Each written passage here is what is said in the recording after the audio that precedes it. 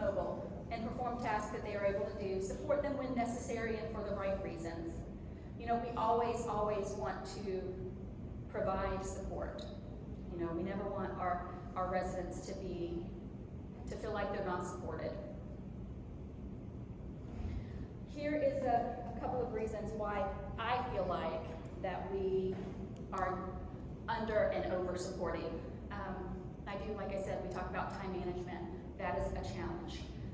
When you're talking about more than 22% of your patients being re-hospitalized with ailments that could be contributed to functional declines, we really got to start thinking outside the box of what we can do to make things better, right?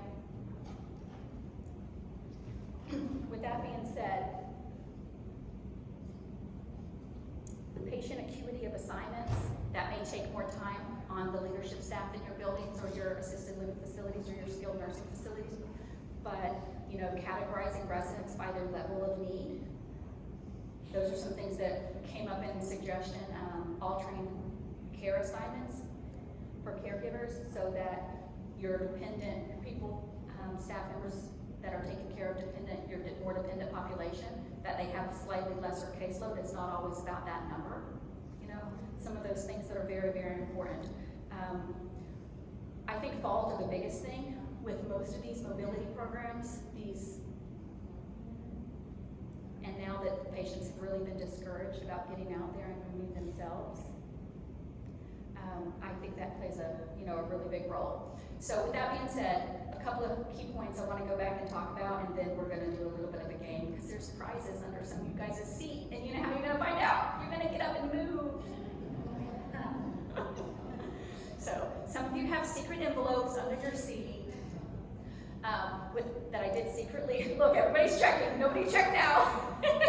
Nobody checked now. With that being said, a couple of key points. We want to do everything we can to protect our residents from falls, but we also want them to have a good quality of life. And if that quality of life means a little bit of extra time from us, then it's worth it, right? So education, good communication between your leadership, between your restorative, between your discharging therapy departments. Education, unfortunately, is not just a piece of paper with a plan. We need to know what the education, we need to know what the expectation will be moving forward. I realize that those are not always scalable, and unfortunately in this day and age things have changed, and I think unfortunately they're going to continue to change. But I do think that our residents that we are coming up on are going to be more and more complex. I think their acuity is rising, not falling. I think the less acute patients are actually going to go to the home environment with home health. We've been seeing that for years. We've been talking about it for years. I joined long-term care in 2007, and it's been continuously changing since then. So with that being said, we got to talk about fall prevention programs. The answer is not staying in bed to prevent falls. That's not the answer. Discouraging residents to get up is actually counterintuitive in most cases. We want the residents to sit up and eat and digest their food properly. We have less choking episodes. We have less difficulty and the need for reduction in diets when we are getting our patients up for meals. They've got better diaphragm support. They've got better lung expansion. So we got to keep the resident moving. We've got to keep them moving no matter what activities it takes. Some people are going to be different. Karen back there in the corner, she might like to dance. Francisco over there, he might like music. That might be what gets him moving. We've got Shadia, who loves charades, and she will get up for charades no matter what. She's been in bed for 3 days because she doesn't feel good, but she will get up for charades. Or Jeff, who's going to get up for bingo. You look like you're going to get up for charades too. Scrabble, whatever. Patient-specific plans of care. Patient-specific plans of care.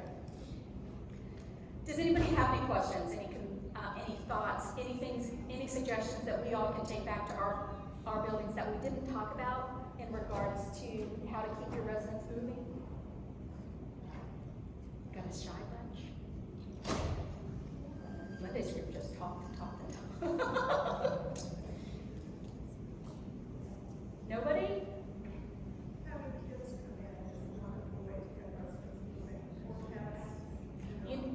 Absolutely. I can speak from experience for some of our buildings. I work with life care, so obviously we have a large number of buildings spread out quite vastly actually across the state and across the country. Some of our more southern buildings are very, very good about that. They bring farms in with animals. We had a cow, baby cow come. We had bunnies. Daddy D's actually in the building. We have done fairs in the parking lot. We have done Easter egg hunts. We brought children in at Christmas time to pass out handmade Christmas cards to our residents. That is something that went away with COVID, and we should get it back. One, it's good for them. It's good for our children. It's good for our kindergartners to go on field trips. You know, this is part of the aging process. The aging process is part of life. It's happening to everybody. There's no one in this room that I can speak of has the secret answer to how to stop aging. Because if you do, please let the rest of us in. Please let the rest of us in on it. But you know, aging gracefully, we don't want to seclude them. We don't want to stop community events. We bring everybody in that you can. COVID has changed a lot of that, and it's going to be a little difficult moving forward. But if we jump through some hoops, we can make that happen, right? Talent shows. We recently did that, brought that back in a building. What else, guys?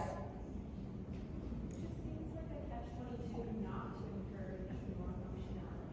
Within your staff is going to get further burnt out as someone who needs more help to limit their ability to do for themselves. Now your staff has to do it for them. And that caseload of 12 patients on that day shift for that CNA now feels like 20.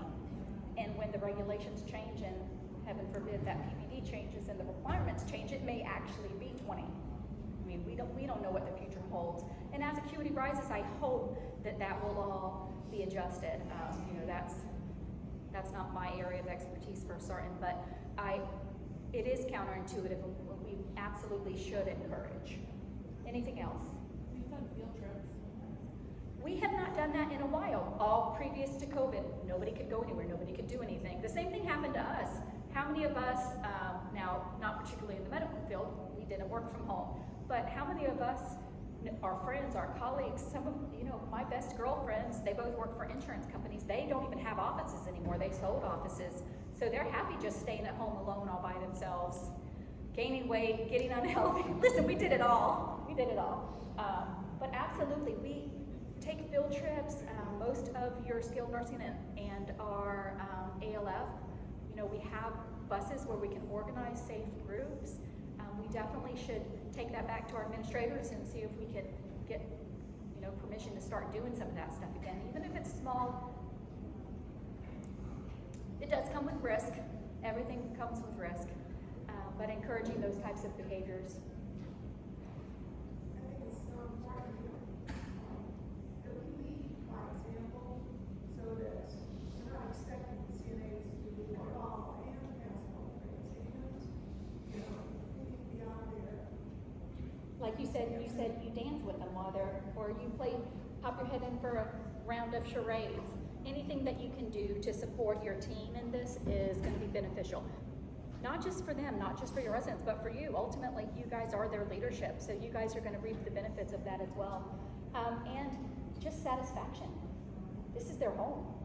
And most of these ALFs, these skilled nursing, we're talking about long-term patients, this is their home. So the more home-like we can make it, the more routine, just like activities and holiday celebrations that we would do in a home environment, I think that it can only be helpful.